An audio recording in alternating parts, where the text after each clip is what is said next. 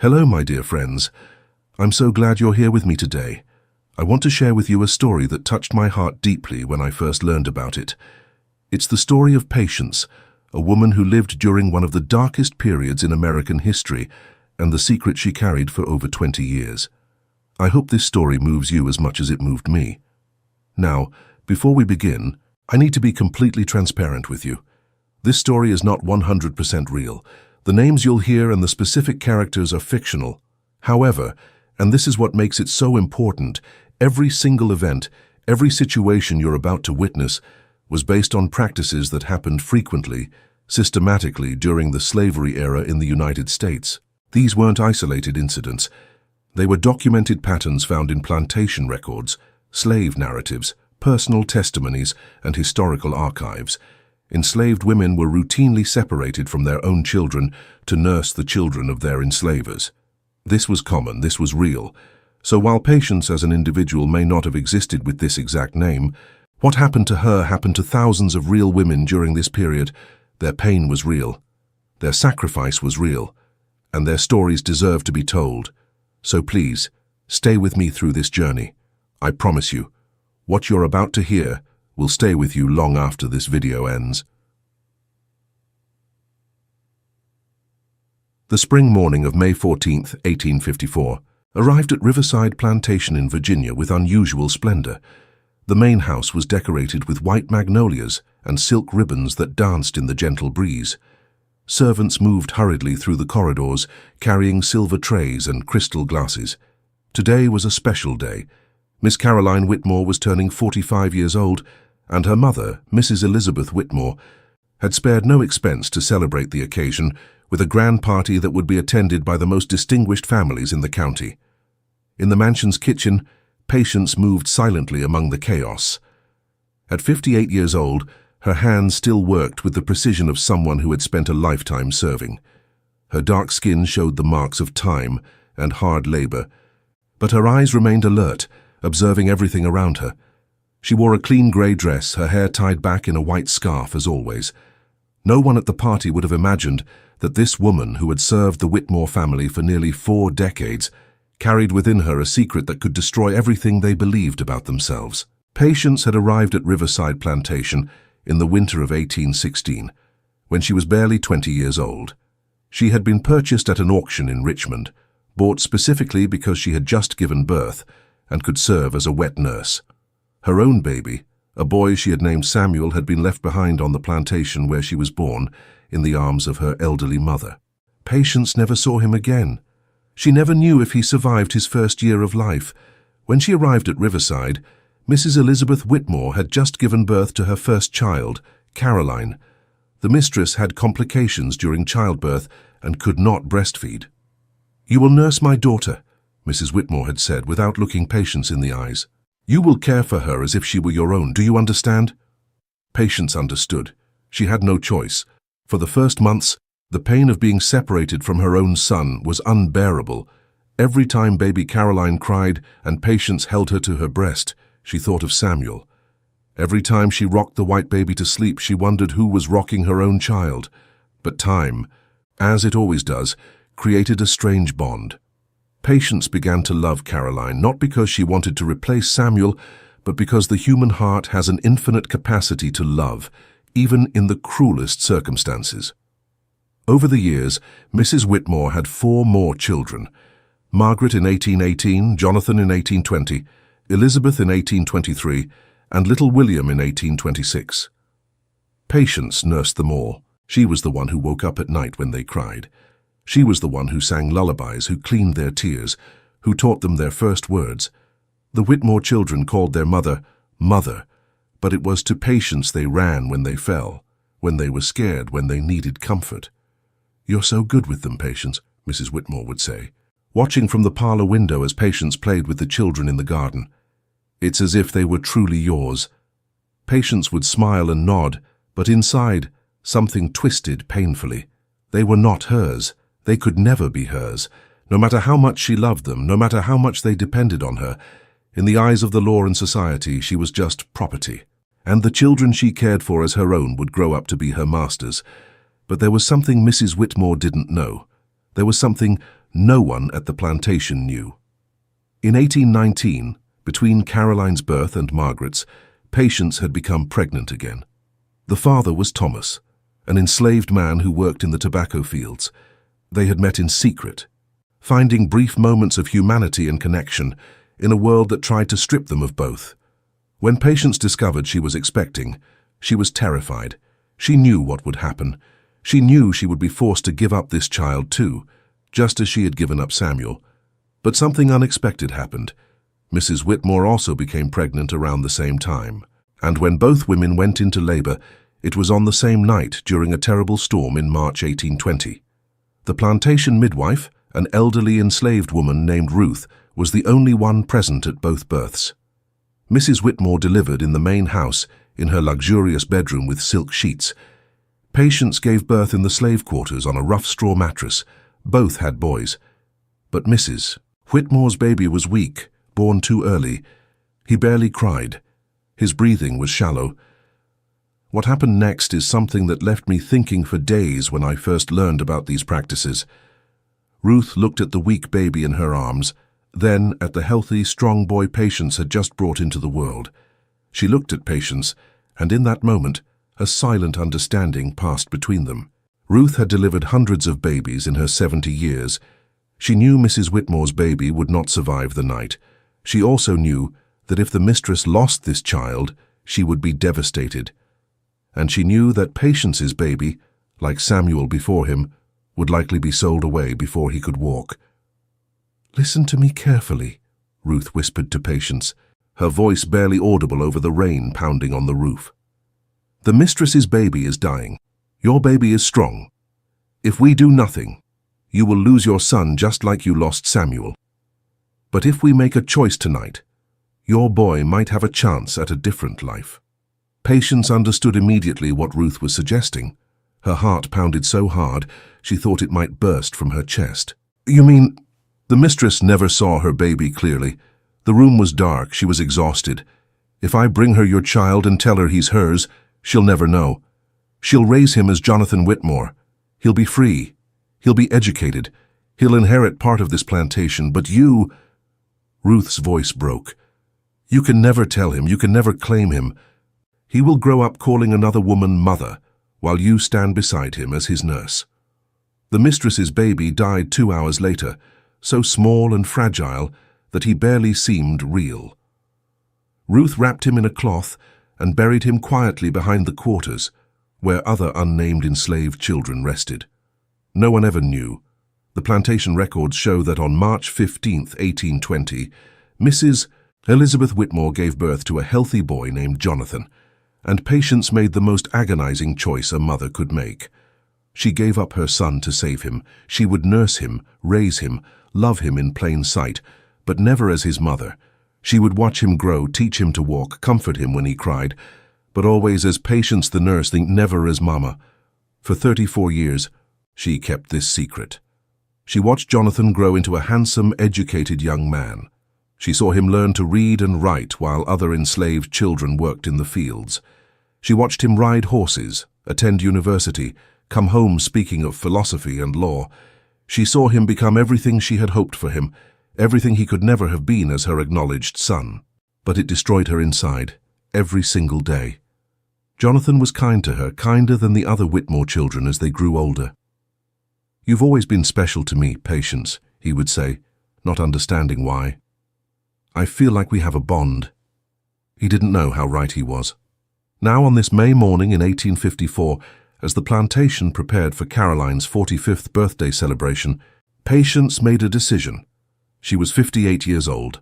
Her body ached constantly. She had recently learned from the plantation doctor that her heart was weak. She might have months, perhaps a year or two if she was fortunate. And she realized that she could not die with this secret locked inside her. The party began at noon. The finest families from 3 counties attended. Tables overflowed with food that enslaved hands had prepared. Music played. Women in silk dresses laughed beneath parasols. Men in fine suits smoked cigars and discussed politics and cotton prices. Caroline sat at the head of the main table, radiant in a blue gown that matched her eyes. Her husband stood beside her. Her 4 siblings surrounded her.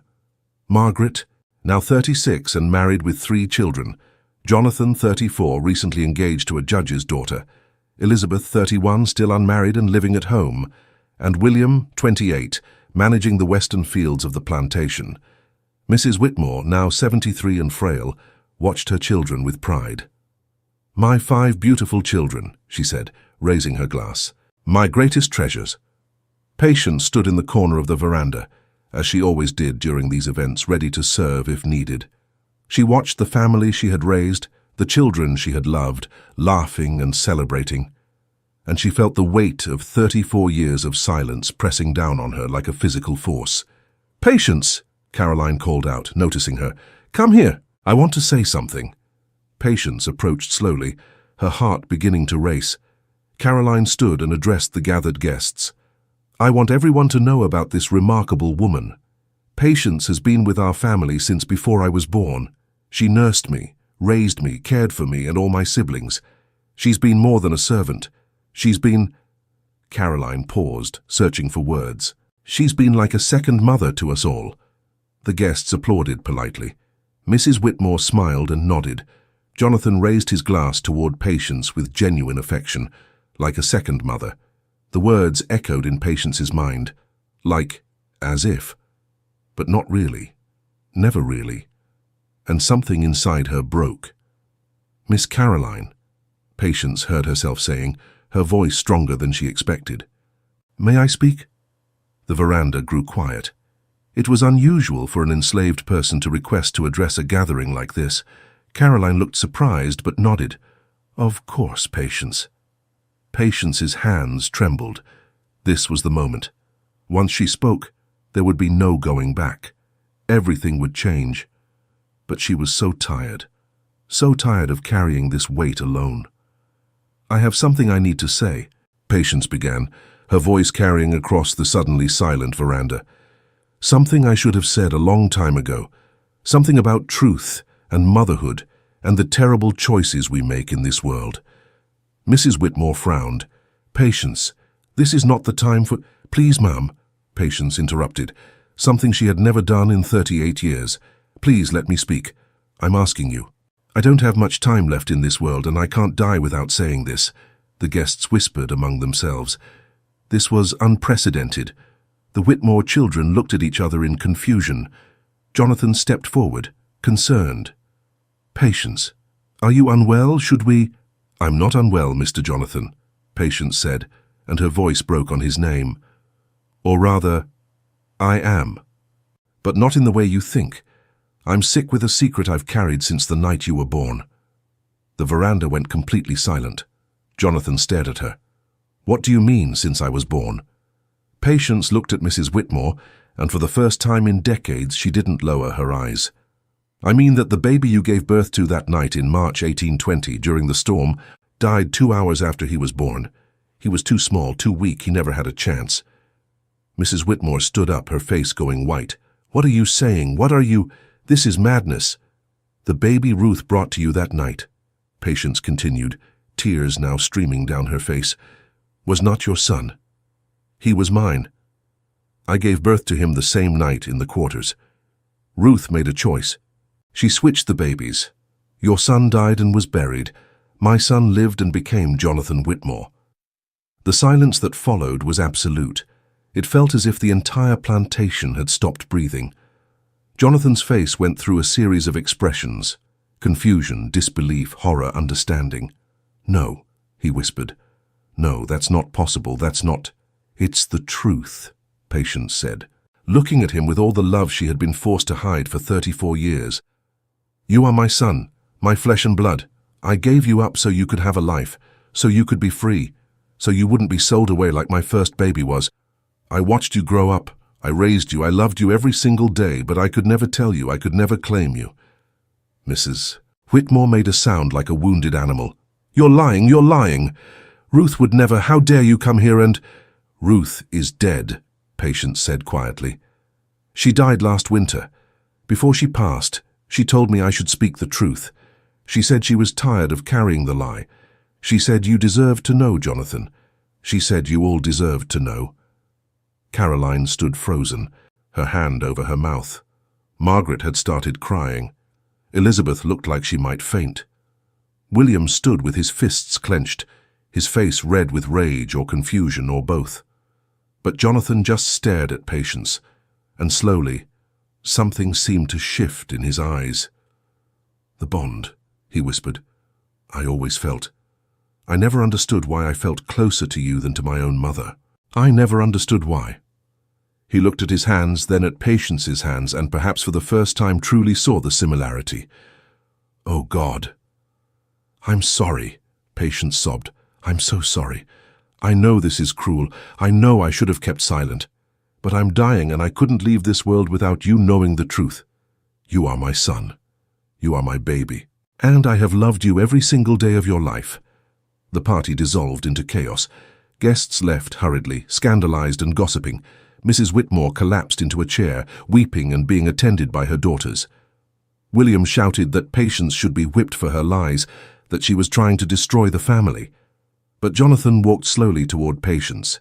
He stood before her, this tall, educated man who had been raised as a white plantation heir, looking down at the small, aging, enslaved woman who had always been there, always caring for him, always loving him.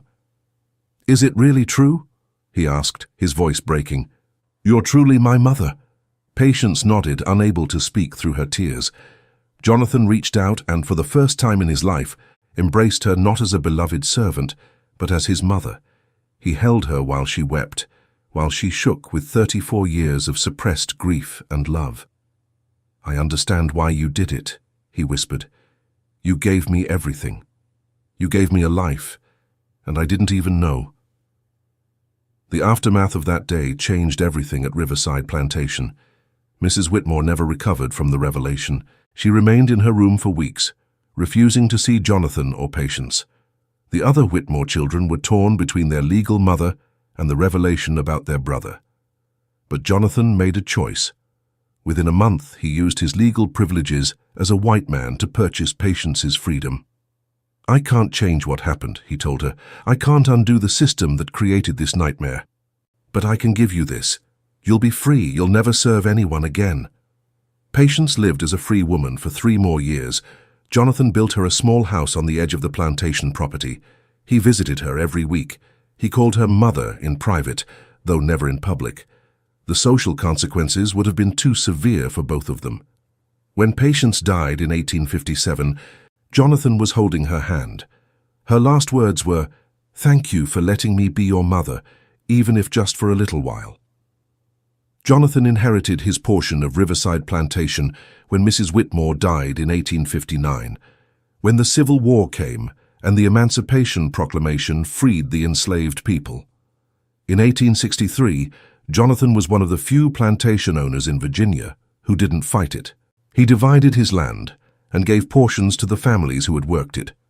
Some say it was because of Patience. Some say it was because he understood, in a way few of his peers did, that the system of slavery didn't just destroy the enslaved, it destroyed everyone it touched.